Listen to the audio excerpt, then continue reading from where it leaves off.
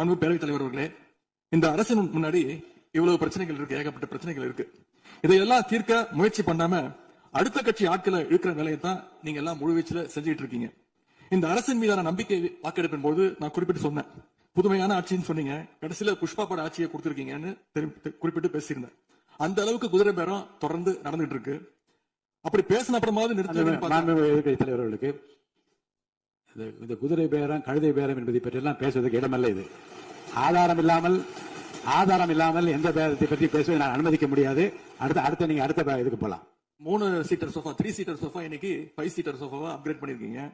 ஏற்கனவே சோஃபா அனுப்பி அடுத்த கட்சி எம்எல்ஏக்கெல்லாம் இழுத்துட்டு இருந்தீங்க. இன்ஸ்டாமார்ட்ல பொருட்களை வாங்குற மாதிரி இன்ஸ்டன்டா எம்எல்ஏக்களை வாங்கிட்டு இருக்கீங்க. வாங்கி ராஜினாமா செய்ய வச்சு விட்டு இருக்கீங்க.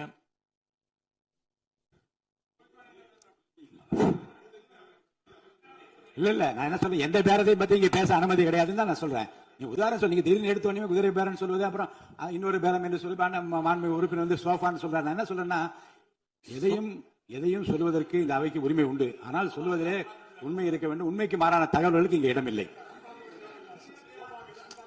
ஏன்னா அர்த்தம் இருக்குல்ல. நீங்க ஏதோ ஒரு அர்த்தம் உள்நோக்கத்தோடு சொல்லப்படுற நீங்க சோஃபா என்று சொல்வதற்கு நீங்க ஒரு உள்ள அர்த்தத்தோடு ஒரு வார்த்தையை சொல்லுகிறீர்கள், நகைத்தும் கொள்ளுகிறீர்கள். அப்ப மக்கள் அதை பற்றி என்ன நினைப்பார்கள்? சற்று விளக்கமாக ஆதாரம் இல்லாமல் சொல்லப்படுகிற எந்த வார்த்தைக்கும் எந்த குறிப்புக்கும் இங்க இடமில்லை.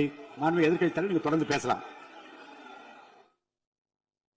ஊழல் சக்தின்னு சொல்லிட்டு அதே எம்எல்ஏக்களுக்கு இன்னைக்கு ஒரு மச்சத்தை மட்டும் வச்சுட்டு இன்னைக்கு தூய சக்தியா நீங்க மாத்திட்டீங்க.